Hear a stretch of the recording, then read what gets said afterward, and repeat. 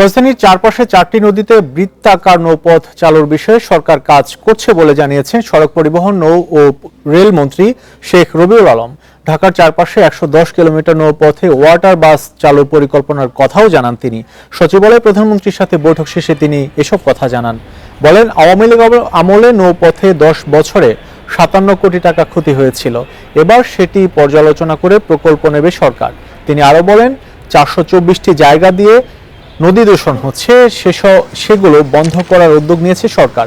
বৈঠকে উপস্থিত ছিলেন ঢাকা উত্তর ও দক্ষিণ সিটি কর্পোরেশনের 2 প্রশাসক। তারা জানান, সড়কের মতো নৌপথকেও ব্যবহারের উপযোগী করার নির্দেশ দিয়েছেন প্রধানমন্ত্রী।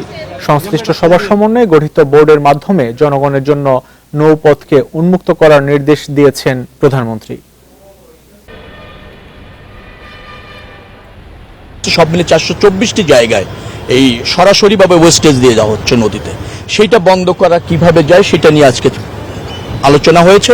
সংশ্লিষ্ট দপ্তরকে নির্দেশ দেওয়া হয়েছে, তো তারা অল্প সময়ের মধ্যে একটা পরিকল্পনা করে জানাবে। নৌপথকে ব্যবহার করতে গেলে বিভিন্ন জায়গায়, যেই জায়গায় সিটি কর্পোরেশন কিংবা অন্য গার্মেন্টসের যে কেমিক্যাল, যে বর্জ্য পদার্থগুলো আছে সেগুলো নদীতে থেকে কিভাবে রোধ করা যায়, রোধ করে পানি দূষণ থেকে কিভাবে একটা সচল নদীকে তৈরি করা যায়, সেই বিষয় নিয়েই মূলত কথা হয়েছে।